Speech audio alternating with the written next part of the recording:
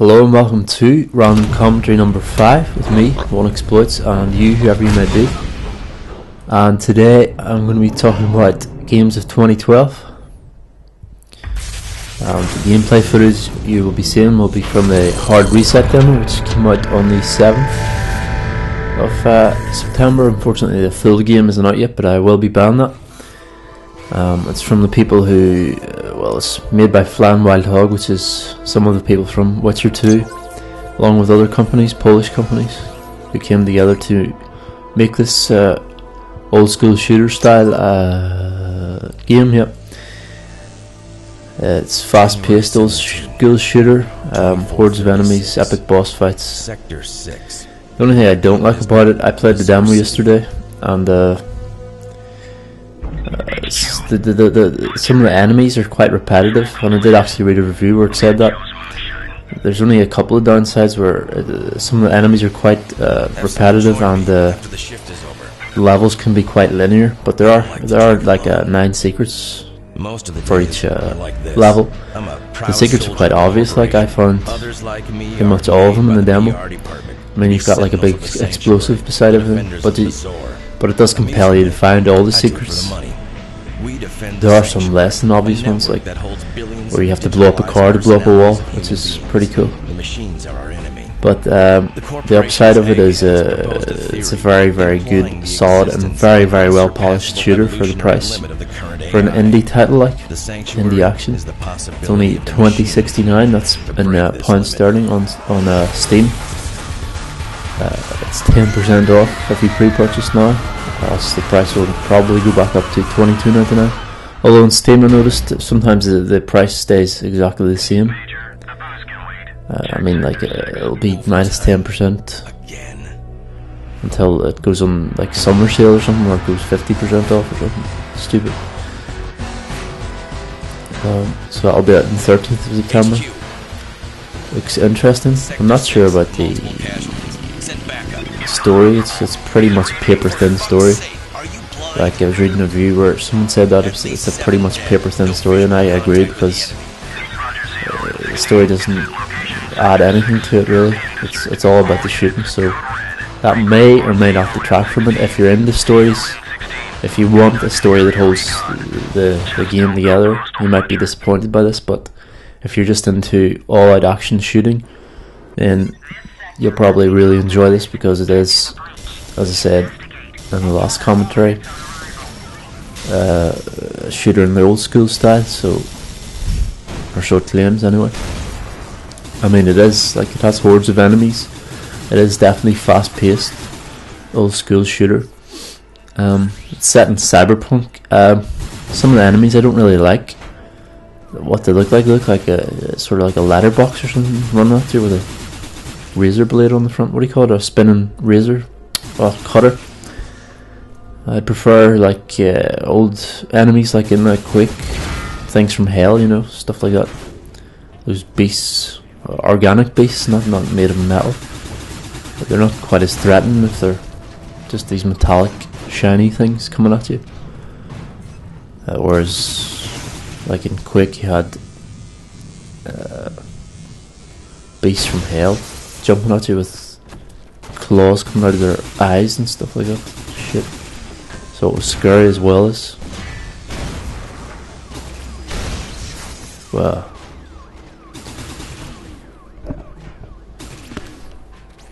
Lost my train of thought there. Anyway, going to talk about my topic, which is games of 2012. And also want to talk about Space Marine.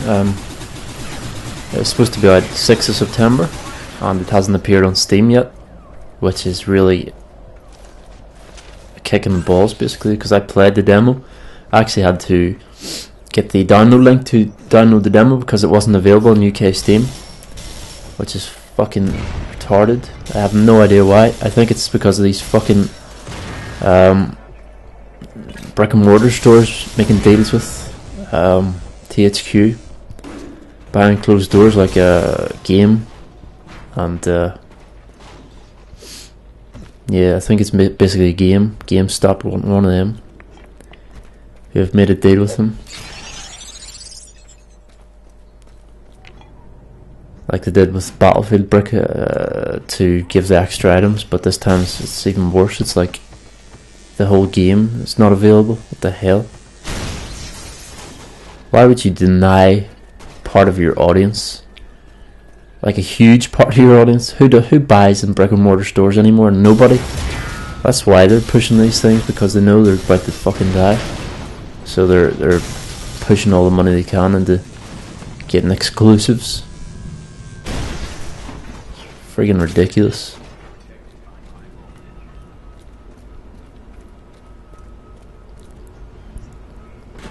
So we can't play Space Marine, we can't buy Space Marine. We're basically denying consumers. It's not against consumer rights. That's friggin' ridiculous. So we can't get... I just played the demo for it. It was really good, like a week ago. And I would have bought it if it was on Steam, but it's not.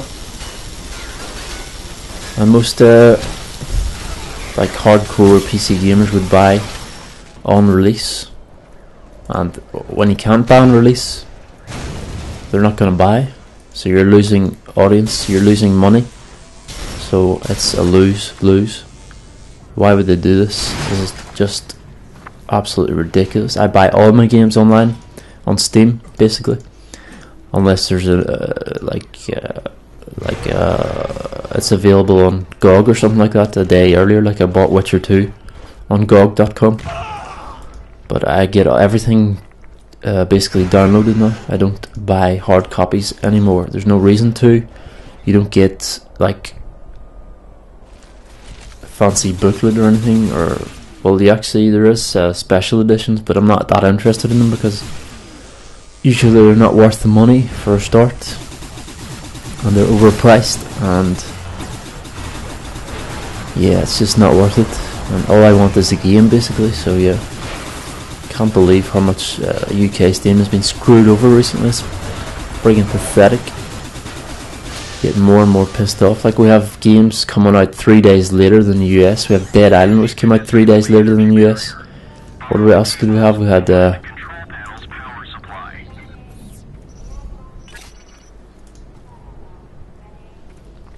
Deus Ex came out 3 days later than the US. What the fuck, like? And it came out in Australia before it came out here. Now I've got games that don't even fucking come out in Steam. Space Marine not available on Steam. Came out on 6th of September. It's now 10th of September. What the fuck? This is getting ridiculous. Something has to be done about this, seriously. PC games going down the shitter if this is the way it's going. Hopefully these brick and mortar stores will fucking die a death. Piss off. I mean, why can't Steam... Surely they have enough money to combat these people, to make a counter offer. Dirty dealers anyway. These brick and mortar stores are getting dirtier because they know they're about to die, because no one buys. Well, very few people that compared to a couple of years ago.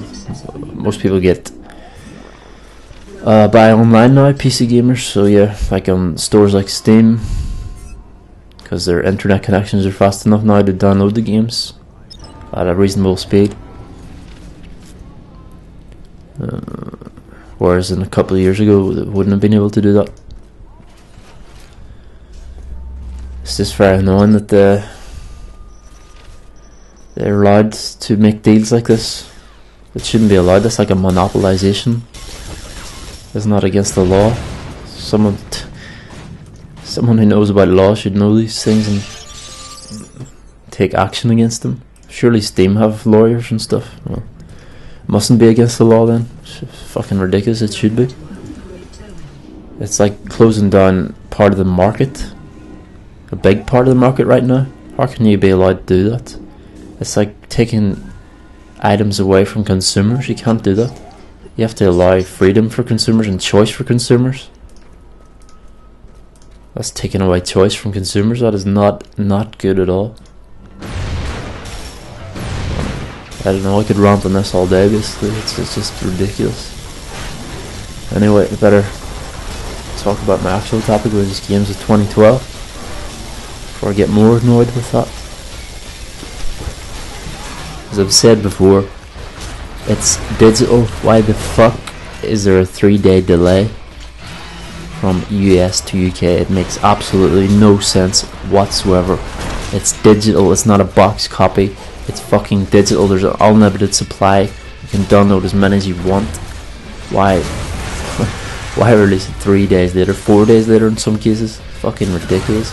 And then don't release it at all in the UK, whereas you release it in the US because of some fucking brick and mortar store. Fuck's sake. In my opinion, there should be a universal price, universal release date, and universal games on Steam.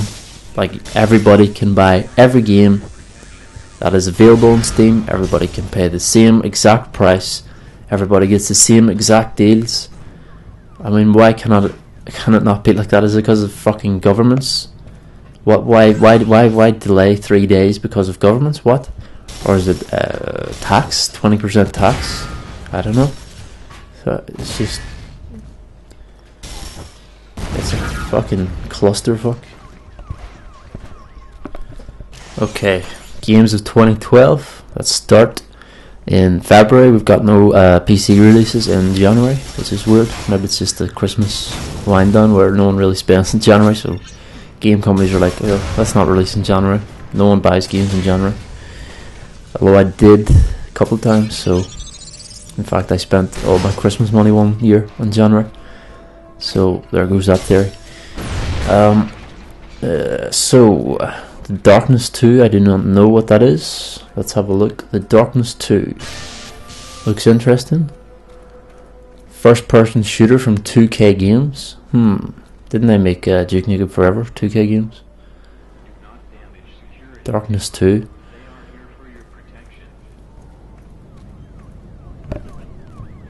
I've never even heard of The Darkness, the original. It's coming out on PC though. Darkness 2 has been pushed back until 10th of February 2012. It's a comic book FPS sequel, which was originally meant to arrive in stores on the 7th of October 2011. It seems they need a lot more time. It's just Duke Nukem again. Forever. Starbreeze developed predecessor won a very respectable 8 out of 10 in 2007. Never even heard of it. Once the darkness gets its tentacles around you, resistance is futile. Eurogamer wrote. Okay, that looks interesting. It's an 18 game, so quite a mature shooter. Oh, there's an advert there. Space Marine out this Friday. That's UK. And it's still not on Steam. It's pissing me off. Right, enough about that though. What else we got? That's all for February. It's very sparse. Yeah, we've got Resident Evil, Operation Raccoon City. It says it's either coming out in winter 2011 or early 2012. So far it's only confirmed for the PS3 and the PC, or it's actually Xbox as well, yeah. Xbox as well. It's basically what you do in this one is you're not shooting. You're not. It's not like survival horror. It's more like FPS horror. It's like you're a part of the team, shooting or cleaning the city up, basically. It's not about fear anymore. It's more like SOCOM or Rainbow Six. It's focusing more on multiplayer co-op, maybe. It's not a true sequel to any Resident Evil. It's just like an offshoot, or what do you call it? A spin-off? Yeah, that's what I said. It's a fast-paced, cooperative, and competitive shooter. And the action takes place across the storylines of Resident Evil 2 and 3. So in this one you play as Umbrella, cleaning up the city. And you've got all the armory. It's like a huge change in direction. It's like you're taking on the third person shooter status. It's a dark, gritty shooter, and it's a true third-person shooter set in the Resident Evil universe.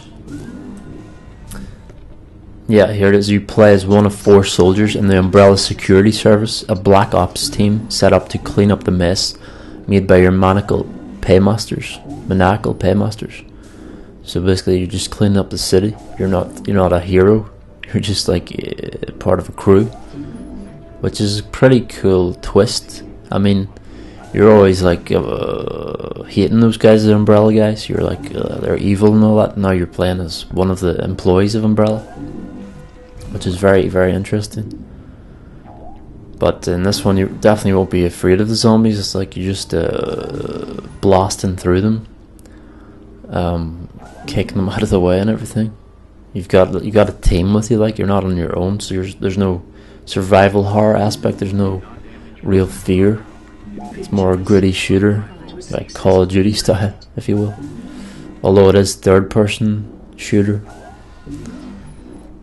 The guy who made it said it's not a numbered title. There's a way to play it where it fits in with the fiction. That's Masatika Katwa, I don't know, something like that. There's also a way to play it where you interrupt that canon and make your own dark USS player decisions as well, so you can like kill Leon and other central Resident Evil characters. So you can like just kill them or let them live.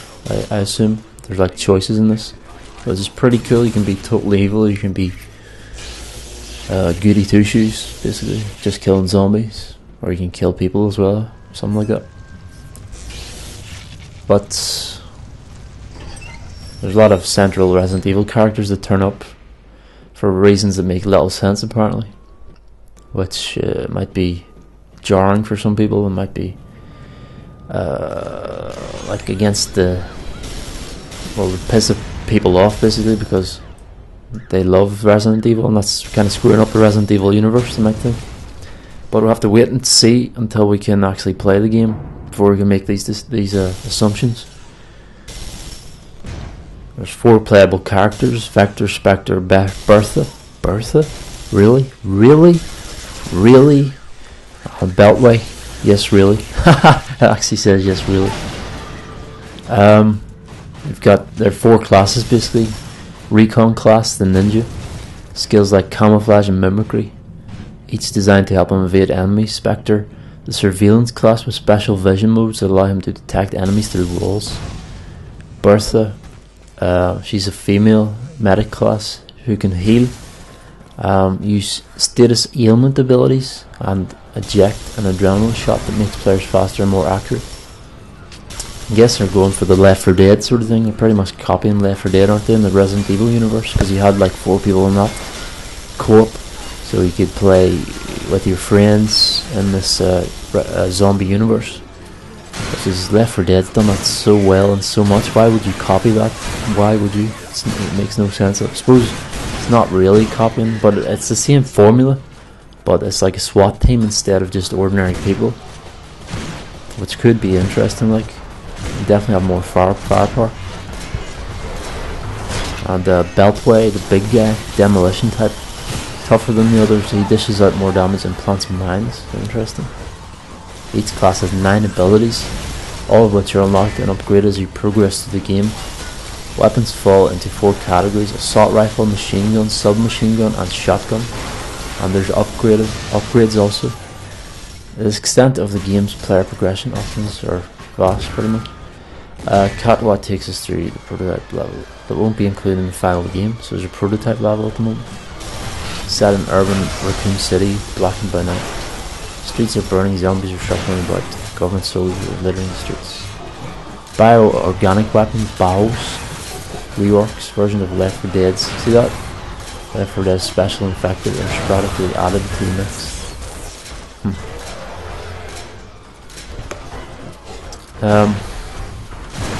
It's very different compared to all other Resident Evil games, even Resident Evil 5 apparently. It feels like a third-person shooter, so come game.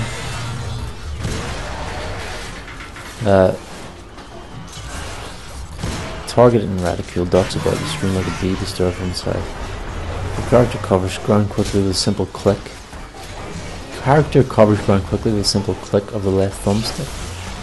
Turning the simple act, this must be PS3 or Xbox version. Turning the simple act of changing direction feels responsive. From cover you can blind fire lob grenades that pop out for deadly accurate shooting. And shock R you can move and shoot.